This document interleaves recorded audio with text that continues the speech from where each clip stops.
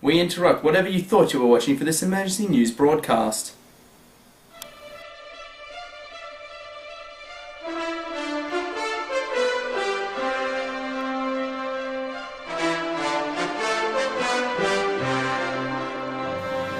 Hello there, population. My name is Daniel with the gamertag Miztacular. I'm Braden with the gamertag Obsolete. And we are the Bad Retro Gamers, and this is BRG News. On this show, we are going to be discussing some of the news stories around the gaming world.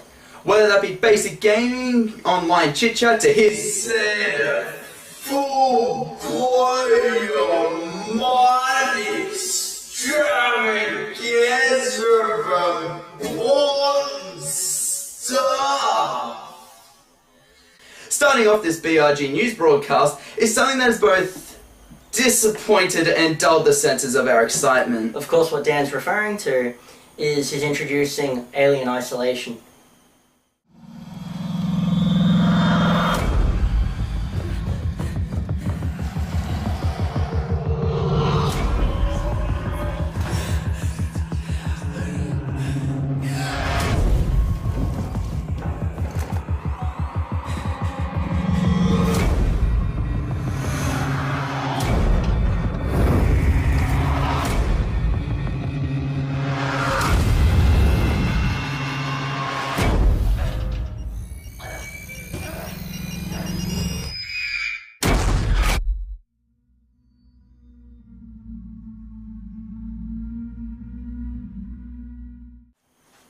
Now, being a massive Alien fan myself, I'm excited and thrilled that they're basing this new game off the original 1979 film with Sigourney Weaver, directed by that guy that I can't think of the name of. Don't look at me, I don't even know the guy's name. Ridley Scott, there you go. I had to think. It's there. Yep. One thing that disappointed me, however, is... that Alien Colonial Marines had a way better collector's edition! No? Yeah. Okay. No, alright then. Anyways, the massive disappointment is that we've realised that, well, recently I've at least realised, is that most recently since Watch Dogs, that several collector's editions are not only worth the money that they're trying to get you to spend, and the fact that several stores are now also having their own exclusives. Man, Watch Dogs wasn't that bad. I mean, you paid like $130, maybe $120 for a cat. I'm sorry, $120. Oh, that's a pretty damn good cat. Oh, fuck. That's pretty much what it was like here in Australia. JV Hi-Fi and EB Games will both have their different collector's editions for certain games. Both have something that makes it worthwhile, but not individually. They're worthwhile if the two are together, but being separately, I'm not even going to comment any further on this.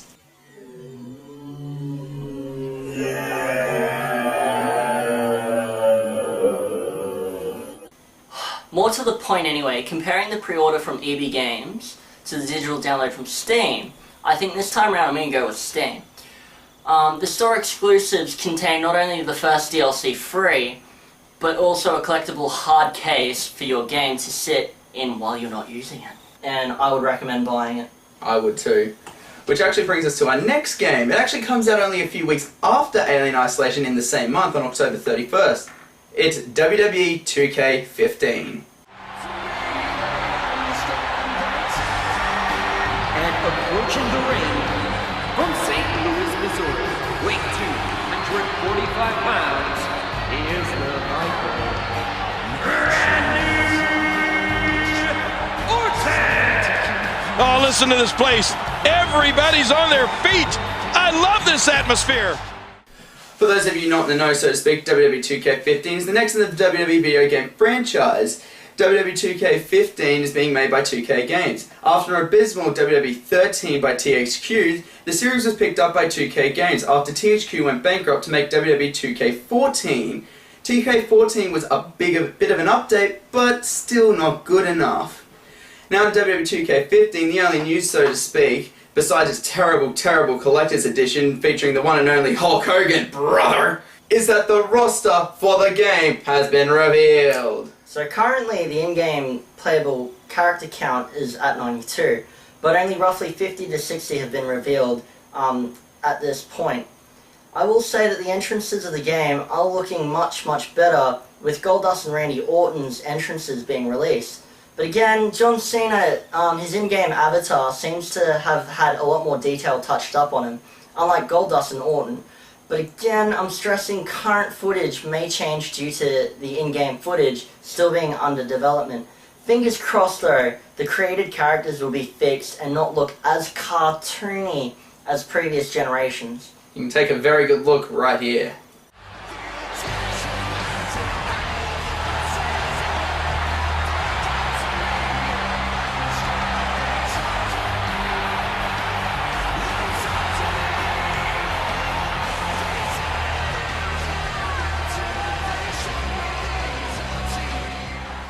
Yeah, especially with the creator style looking over the top, out of place for a long time.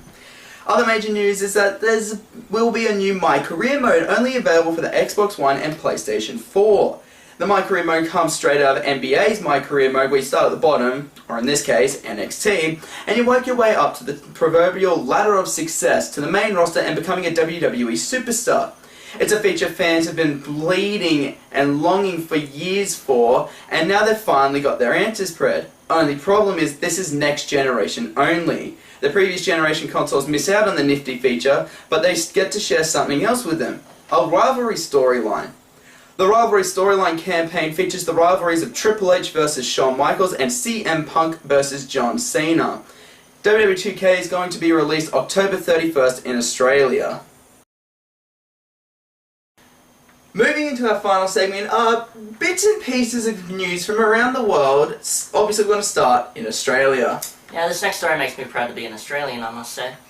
Have you ever gone to the shop signing up at an ATM and wondering what the hell's taking the person in front of me so long to just put in their card, type out the amount they want, take out the card, and then withdraw the cash?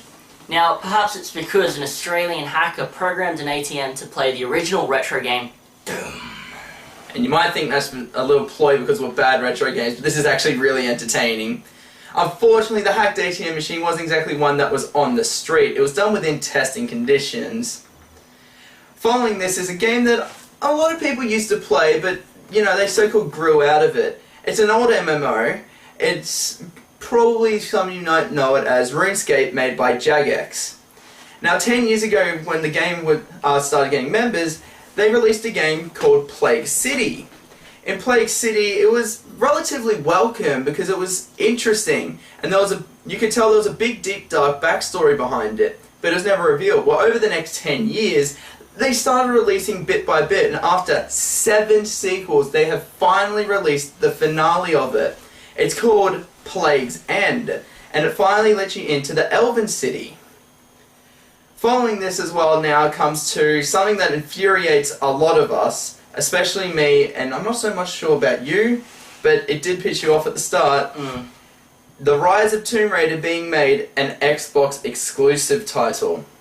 Now the only thing that mainly annoys us about this is that it's sort of a pre-sequel. Sorry Borderlands, but it is. It's a sequel to the 2013 series, but it's still a prequel to the original series. The previous series in 2013 was released on PC, PlayStation, and Xbox. Now the sequel to it is getting released just on Xbox. Now, I'm not going to call it conspiracy theory here, but it seems to me, honestly, that this is Microsoft's only way to try and get peeps to pretty much purchase their console, because Sony seems to be outselling them. I don't know if it's because they shot themselves in the foot at last year's E3 or whatever, but it seems like a desperate attempt in my opinion. Once again, the big branded Sony cannot catch a break, with the recent hackers once again targeting them and like-minded companies like Riot, who produces League of Legends, and Blizzard Entertainment, who produces WoW, obviously, with DDoSing. Now, for those of you who aren't actually aware of what DDoSing is, a DDoS attack is a distributed denial of service. Basically, a hacker gets a small network of computers to target a specific server, or in this case, any of these big 3 companies, and contact the server repeatedly, causing circulation of bumper-to-bumper traffic, slowing down connection speeds to other users, and even if it puts it under enough stress, possibly have a semi-trailer truck act like a douche, flip over on the M1 motorway, and bring traffic to a standstill for many an hour. We should also probably point out that there was actually no personal information distributed during this attack. So for those of you who do have Sony PlayStations, relax, it's not affecting you, they're just being a bunch of twats. Now, to finish off, we're going to offer a question of the week every time. Depending on what the question is, we'll offer our opinion or prediction or answers for what happens the following week. Yeah, the question is, should gamers be allowed to place the games they play on their resumes? It's a pretty good question, I think. I think yes, but for certain reasons. I think yes too, especially if you're like in management and you could say be a leader of a guild, which requires a lot of time management skills and organizing a group of people to get to a certain point in the game at a certain time, and structuring like your basic healer, DPS, tank. Exactly. Same goes for strategy games as well, turn-based or real-time strategy. A lot goes into it. Now, as for this being our first week, we're going to have an added bonus for you. It's an extra question for you. Should Sony be forgiven for being a victim of constant hack attacks on the PlayStation Network, or at this point, should they just be considered a complete security risk and we as gamers no longer trust them?